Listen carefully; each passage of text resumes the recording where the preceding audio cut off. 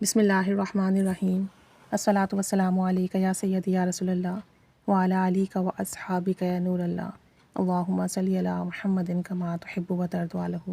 اللہ تعالی ہم سب پر رحمت کرم فضل کی نگاہ فرمائے، اذانی کے معاملات فرمائے۔ اچھا، یہ میں نے جو ہے ہماری گروپ ممبر ہیں، انہوں نے مجھے یہ آرٹیکل بھیجا تھا اور یہ علامہ لاہوتی صاحب کا آرٹیکل ہے، اور مجھے یہ پڑھ کر بہت انسپریشن ملی، بہت زیادہ موٹیویشن ملی، اور میرا دل چاہا کہ میں آپ کے ساتھ بھی شیئر کروں۔ آپ بھی پڑھیے اور دیکھیے کہ مراقبہ کرنے سے، ذکر کرنے سے کون کون سے فائدہ ہمیں ملتے ہیں۔ تو میں چاہتی تھی کہ آپ لوگ بھی یہ سنیں اور آپ سب کی موٹیویشن میں اضافہ ہو۔ آرٹیکل میں اس طرح سے لکھا ہے کہ میں نے عرصہ پہلے شاہی قلعے میں ایک دعوت تھی، اس کا تذکرہ کیا تھا، جس میں یا لطیفوں یا علیموں یا خبیروں کے کمالات اور فائدے بتائے تھے، اور ساتھ یہ بھی بتایا تھا کہ جنات گھنٹوں مراقبہ کرتے ہیں اور اپنے الہامی علم کو عرش الہی سے لیتے ہیں اور عرش الہی سے حاصل کرتے ہیں۔ مراقبہ جہاں غار حرا کی عبادت ہے، وہاں کائنات میں انسانوں اور جنات کی بھی عبادت ہے۔ انسان اور جن اسی یعنی مراقبے کے ذریعے فیض اور علم حاصل کرتے ہیں اور مراقبے ہی سے لدنی اور وہبی علوم حاصل کرتے ہیں۔ میں نے ایسے انوکھے جنات دیکھے ہیں جن کا دن رات حلال روزی کمانا بس حسب ضرورت، اور اس کے علاوہ ان کا کام صرف اور صرف روحانی علوم کی تلاش ہے، اور وہ مراقبے میں بہت زیادہ وقت لگاتے ہیں، جن کا ذریعہ معاش صرف مراقبہ ہے۔ کہتے ہیں کہ ایک واقعہ میرے ساتھ ایسا بھی ہوا، ایک دفعہ جنات کے ساتھ خشک سنگلاق پہاڑوں کے درمیان ایک جن کے گھر گیا۔ وہ ایک بہت پرانی اور ہزاروں سال پرانی ویران غار میں رہتے تھے۔ غار کیا تھی؟ بظاہر ایک چھوٹا سا سوراخ تھا، لیکن اندر ایک بہت بڑا ہال عام انسان سمجھ نہیں سکتا۔ ایک چھوٹا سا سوراخ جس میں انسان جا تو سکتا تھا لیکن باسہولت نہیں، اور وہی سوراخ اندر جا کر ایک بہت بڑا ہال بن جاتا ہے۔ وہ جناتی خاندان وہاں رہتا تھا۔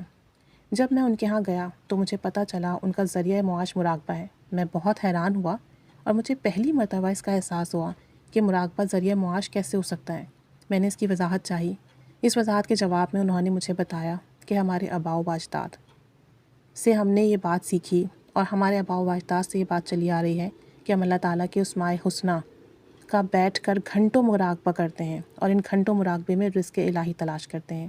اور مراقبے میں رزق تلاش کرنے کا طریقہ یہ ہے کہ انہوں نے جو بتایا، مثلاً اگر ہمیں پانی چاہیے تو ہم اللہ تعالیٰ کے اسم الرحیم کا گھنٹوں مراقبہ کرتے ہیں، اور گھنٹوں اس میں ڈوب کر کھو کر اللہ کی مدد کو، اللہ کے نام کی برکت کو حاصل کرتے ہیں۔ ہمیں کھانا چاہیے تو ہم اللہ تعالیٰ کے اسم الغنی کو بیٹھ کر سوچیں گے، مراقبہ کریں گے، اور اسی اسم میں اتنا کھو جائیں گے کہ اللہ تعالیٰ ہمیں غنی کر دیتا ہے۔ پتھر پھٹتا ہے اور انواع اقسام کا رزق ملتا ہے۔ غار میں رہنے والے جناتی خاندان نے مجھے عملی طور پر ایک چیز دکھائی۔ وہ چیز یہ تھی کہ انہوں نے اللہ تعالیٰ کے نام الغنی کو غار کے باہر ایک جگہ پڑھ کر ہاتھ مارا تو پتھر پھٹ گیا اور اس کے اندر سے انواع اقسام کا رزق نکلا۔ یہ چیز زندگی میں پہلی دفعہ میں نے انوکھی دیکھی، اور خود پہلی دفعہ ہی دیکھی، اور مجھے احساس ہوا کہ واقعی اللہ قادر ہے، اور اللہ اسباب کے بغیر بھی دینا جانتا ہے۔ اللہ اسباب کا محتاج نہیں، کیونکہ وہ مسبب الاسباب ہے، اور اس کے خزانے میں نہ صرف نعمتیں ہیں بلکہ کائناتی خزانے ہیں اور انعامات ہیں، اور اللہ تعالیٰ نے اپنے نام دیے ہیں، اور یہ نام دیے ہی اس لیے ہیں کہ ان ناموں کے ذریعے مجھ سے جو چاہے طلب کرو۔ اور میں یہی بات کھڑا سوچ رہا تھا، شاید غار والے جن نے میری سوچ کو پڑھ لیا، اور وہ جن مجھ سے کہنے لگا، آپ کیا سوچ رہے ہیں؟ ہندو مت کے دیوتا، ان کا عقیدہ۔ میں آپ کو اس سے بھی انوکھی چیز بتاتا ہوں۔ ہندو مت میں منگل دیوتا پھلوں، باغات، سرسبزی، شادابی، بارش اور میوہ کے لیے جانا جاتا ہے۔ ہندو مت میں ایتھ دیوتا، جس کو ہم اتوار کہتے ہیں، پانی، بیٹے، شادیاں، گھر بسانا، صحت، تندرستی اور راحت کے لیے ہے۔ اور ہندو مت میں سومناتھ دیوتا، جس کو ہم سوموار کہتے ہیں، یہ دیوتا رزق، کھانا، روٹی، فاقہ کو دور کرتا ہے، امیر بناتا ہے، مالدار بناتا ہے، شوہر، عزت، وقار، شان و شوکت پانا، یہ ان سب ترقیوں اور کامیابیوں کے لیے ہے۔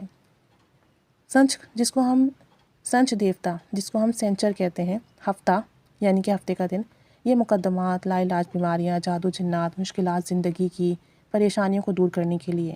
بدھ مت میں بدھا اور بدھ دیوتا زندگی کے مسائل کا حل سمجھا جاتا ہے۔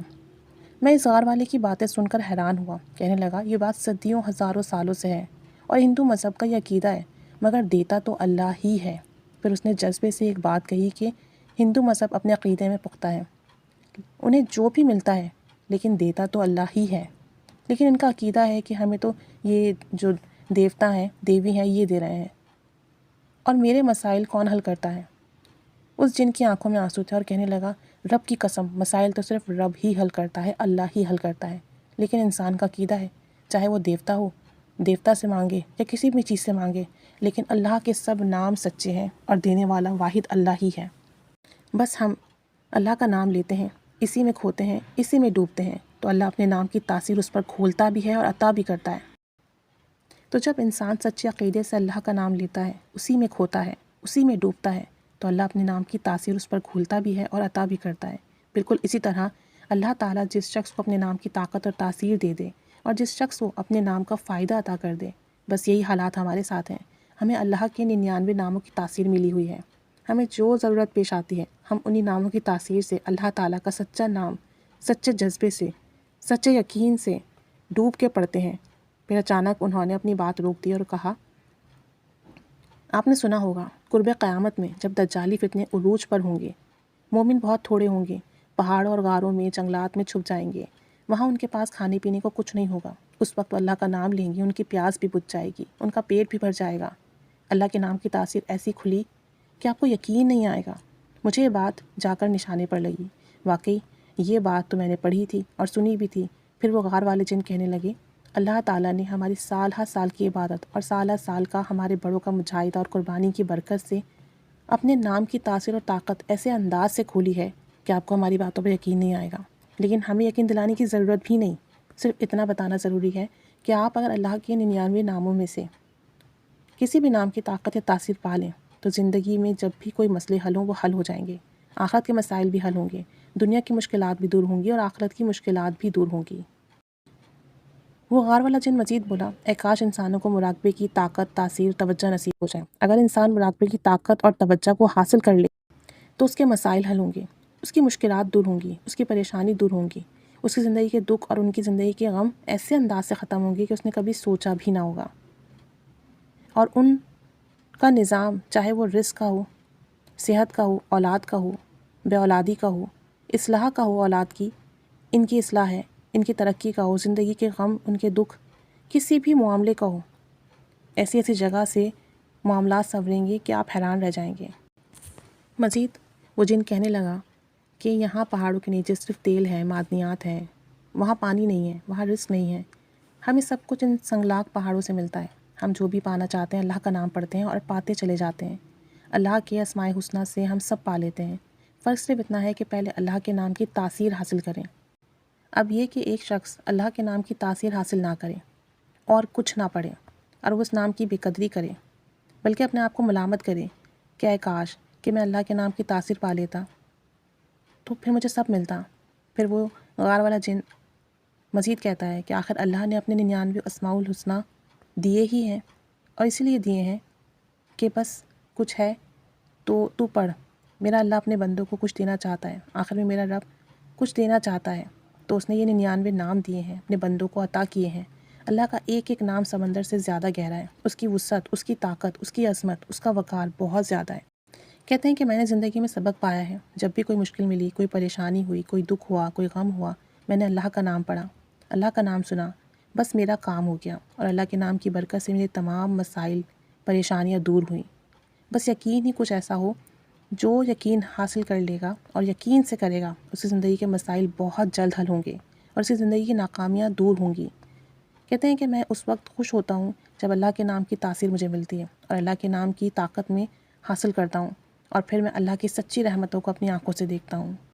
میں غار سے باہر نکلا، پہاڑ پر چڑھا، بہت اونچا، میں اس کی چوٹی تک تو نہ پہنچ سکا، دور تک دیکھتا رہا، نہ کوئی انسان تھا، نہ کوئی جانور تھا، نہ کوئی پرندہ تھا، بس وہ جانور جو بلوں میں ہوں گے وہ ہوں گے۔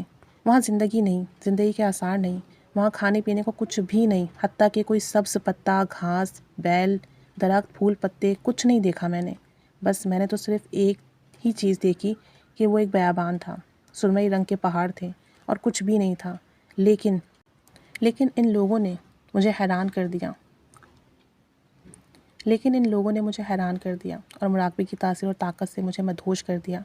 مراقبہ اسے کہتے ہیں اور اس کی تاثیر اسے کہتے ہیں، اور اس کی طاقت واقعی ہے۔ اس سے پہلے ہمارے ذہن میں ایک بات تھی کہ مراقبہ صرف نور پانے کے لیے کیا جاتا ہے، دل کو نورانی کرنے کے لیے کیا جاتا ہے، لیکن اس ملاقات کے بعد میرے دل میں یہ بات واضح ہوئی اور میں نے اس کا اپنی آنکھوں سے مشاہدہ کیا کہ مراقبہ صرف نور حاصل کرنے کے لیے نہیں، زندگی کی ضروریات، دکھوں، مسائل، مشکلات اور الجھنوں کو دور کرنے کے لیے بھی کیا جاتا ہے، اور یہ ایک بہترین عمل ہے۔ زندگی مراقبہ ہے، مراقبہ سانسیں ہیں، مراقبہ وجود ہے، مراقبہ وجدان ہے، مراقبہ عبادت ہے۔ مراقبہ سے دل منور، وجود معطر اور روح کی پرواز بہت آگے بڑھ جاتی ہے، بہت آگے۔ بس اپنی زندگی میں مراقبے کو شامل کریں اور اسے روز کریں، اس پر محنت کریں۔ شروعات میں کم وقت دیں، پھر رفتہ رفتہ اسے بڑھاتے جائیں۔ مراقبہ کرتے وقت اپنے ذہن سے تمام دنیاوی خیال نکال دیں، اور جس بھی اللہ کے نام کا آپ مراقبہ کر رہے ہیں اس کو ٹائم دیں، اس پر توجہ کریں اور اللہ کی رضا کے لیے کرنا شروع کر دیں۔ صبح اور شام کریں، تنہائی میں بیٹھ کے کریں، پوری توجہ اللہ کے نام پر مرکوز کر کر کریں، کچھ عرصہ لگاتار کریں اور پھر وقت بڑھاتے رہیں، اور پھر دیکھیں کہ مراقبے سے آپ کے مسائل حل ہوں گے، پریشانیاں ختم ہوں گی، دکھ درد تکلیفیں دور ہوں گی، روح منور ہوگی، دل منور ہوگا، آپ کی روحانیت میں اضافہ ہوگا، اور مراقبے کی برکت سے رزق ملے گا، مراقبے کی برکت سے اللہ کا قرب ملے گا، مراقبے کی برکت سے زندگی بھی سنورے گی، آخرت بھی سنورے گی۔ مراقبے کو اپنی زندگی کا حصہ بنائیں۔ جزاک اللہ خیرہ۔